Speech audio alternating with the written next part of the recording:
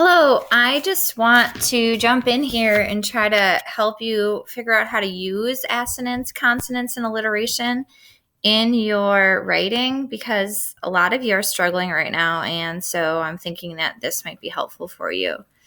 So, all right, so let's just quick review. So alliteration, right, is repeated beginning consonant sounds, right? So like strength and stamina. They both start with the S sound. Consonants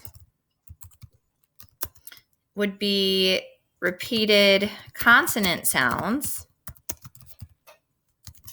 throughout. So not just at the beginning.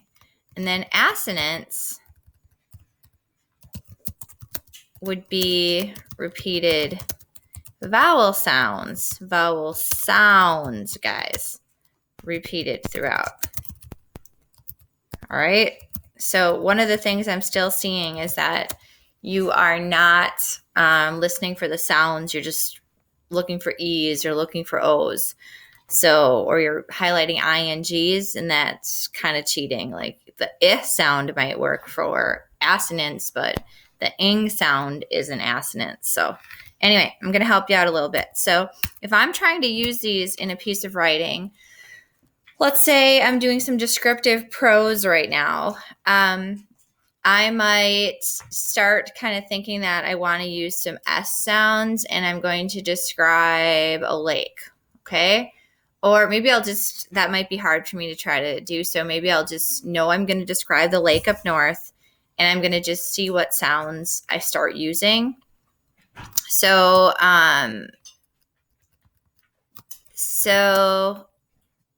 the lake is serene. Now, see, I used an S and I paused a second. Whenever I pause and I'm trying to think of the next word, I try to play off the sounds I just used. So the lake is serene, surrounded. See how I'm using that alliteration now? Surrounded by.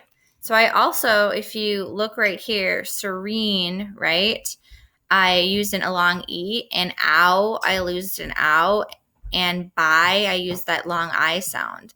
So the lake is serene, surrounded by wild. Now look at by wild. Hear those long I's right here? By, right? Wild. So it really means that while you're writing, you have to pause and think about sound, which feels really awkward because sometimes as writers, we think, well, I know exactly what I want to write and I know exactly how I want to write it and what. So we're afraid to kind of let the words lead us. But what you're going to gain from letting words lead you is you're going to gain a sense of rhythm in your writing that more than likely is missing at this time. So the lake is serene, surrounded by wild. How about flowers? Now notice these L's, wild flowers. The lake is serene, surrounded by wild flowers.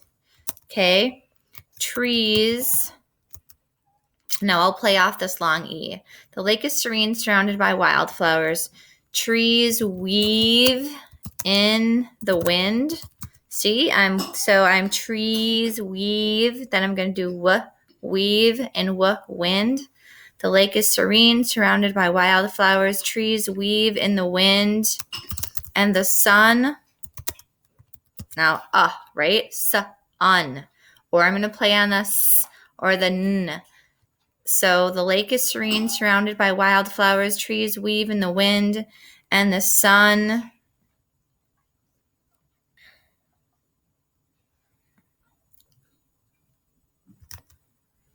Under, so I'm going to play on that and the sun under the sky, or how about under the umbrella of the sky? So see the under umbrella of, under the umbrella of the sky. So now I'm going to reread, and this is what I do if I'm really, so this is a different kind of free writing, right? So it's not free writing. This is me purposefully working these sounds into my writing very carefully. The lake is serene, surrounded by wildflowers. Trees weave in the wind and the sun under the umbrella of the sky.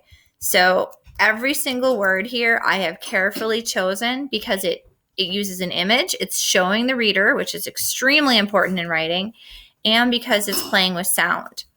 Now, honestly, at this point in my life, I can free write and use alliteration, assonance, and consonants because I'm used to writing all the time. But at first, this is going to feel super awkward for you. So just realize that, embrace it, and do your best. And let's say that I started this and it just sounds goofy and I hate it. Well, then I'm going to just double space. I'm going to try something new. So let's say I didn't like my piece in the lake. So now instead, I want to write a descriptive piece about, how about high school? So I'll start there. So the halls, so now I'll play on the L. The halls, long and winding. Now maybe I'll play on that long I. The halls, long and winding. The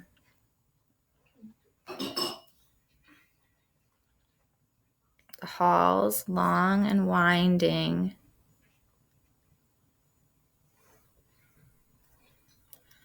This sounds corny, but sometimes smile.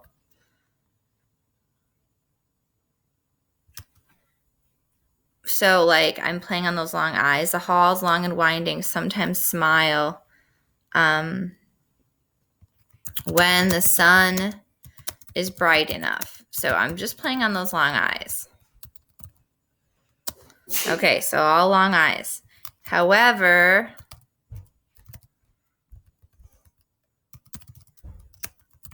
there are days, now I'm going to play in that long A.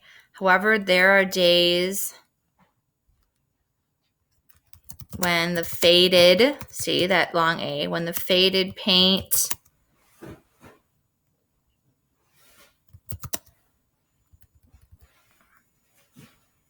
Okay, so I don't know. I hope that this helps you guys. Yes, is it difficult? Absolutely. Are you going to have to stumble through it a little bit at first? Yes, but I promise you as writers, if you can master this, it's going to put a rhythm into your writing that is really just going to change things for you.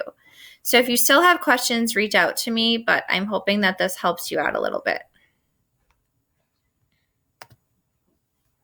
Oh, I can't figure out how to close out right now, so just give me a second. Where's my mute button?